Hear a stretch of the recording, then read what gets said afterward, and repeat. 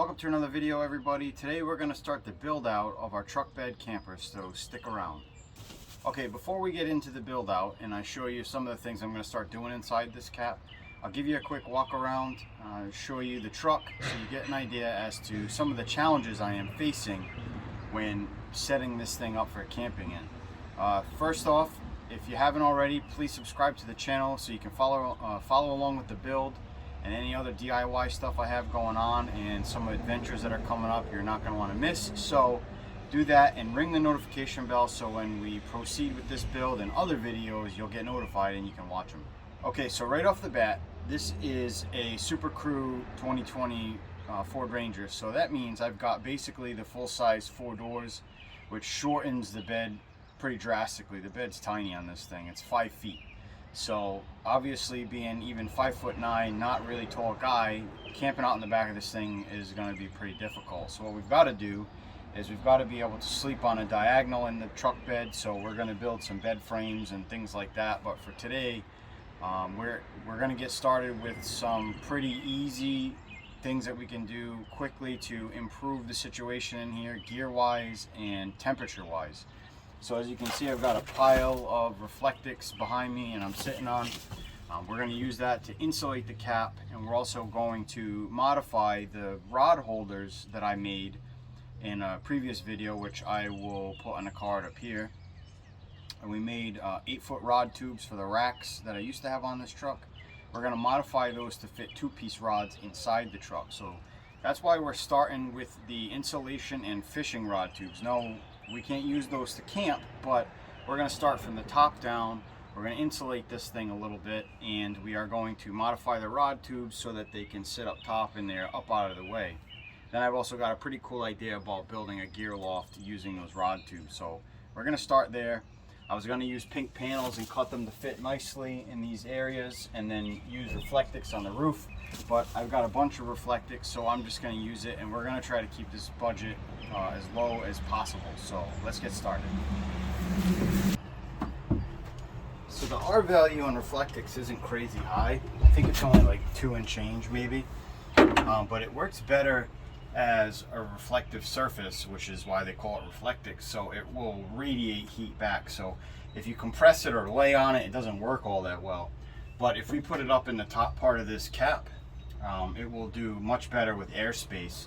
So the larger the airspace, usually the better it does. That's what the manufacturer says anyways. So we might have enough to do 2 layers. And so what we're going to do is we're going to take the measurements width-wise and add maybe a ½ inch or so on each side, so it's a little bit too big for the area, so we can stick it up there and stuff it in the sides and we'll hold it in, much like people do when they make the covers for windows in their car and stuff like that. So we'll just take some measurements, roll it out, and cut some pieces to fit in these top panels here, and then we'll move on to the sides. So it's about 20 inches and 3/8 wide. Make sure it's the same on both sides. Yep. So we'll add a ½ inch to each of that on each side rather, and then we'll cut them and slide them up there. So let's do that now.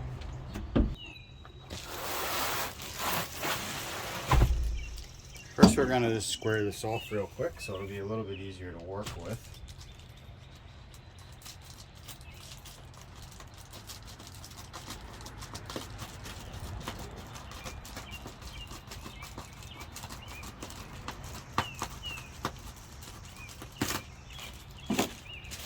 Save this piece for one of the smaller panels.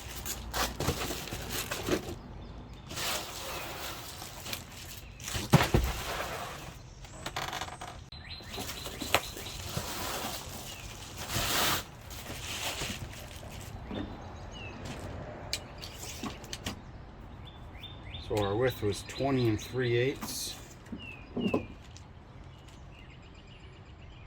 So we'll measure that first, and then we'll add the difference to it that we want to add. In order to have it a little bit too big,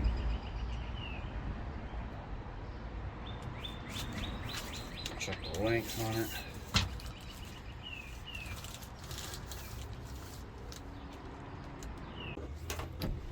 Okay, we've got our first piece cut. I added an inch to the total dimension for the width so that we had enough space to tuck it in here. The reason why I'm doing this a little bit differently is because I do use it for a lot of projects and for work. So I want it to be, you know, something I can camp out in and, you know, carry all my fishing gear and my camping gear. But I also need everything to be pretty easily removable if need be. So I don't want to go crazy and, you know, fastening stuff and whatnot into the cap. So we'll just go ahead and see how this piece fits. We'll start working it in like this. So as you can see, we have the width a little bit longer and the length a little bit longer than the dimensions we took, and you can just stick it up there and you just kind of stuff it up there and it stays. It bows a little bit in the middle here and will hang down just a little bit, but you can kind of work it up there to where it stays. And as I said, I have an idea for a small gear loft that will hold that up and support it anyway. So right now we're just cutting panels and placing them in, and it's pretty easy to do and pretty effective. So let's finish up and I'll show you what it looks like. There you have it, everybody. I have the roof panels done. Pretty easy. You just cut it and you stick it up there, and it kind of holds itself up there. It bubbles down a little bit in the center, but like I said, I have an idea for the gear loft. It's going to be really cool.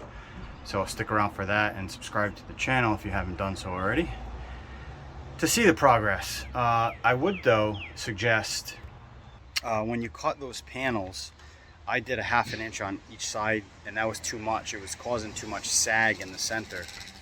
So when you cut those panels, cut them just a hair longer than they need to be. So for example, if it's 18 inches wide, cut them at just like maybe 1/4 of an inch on both sides versus like a 1/2 inch on both sides, because that was causing the sag in the center. So just go ahead and cut them almost exactly the right size, and they fit in there nicely and they don't hang down. Gets kind of hot in these rhinos.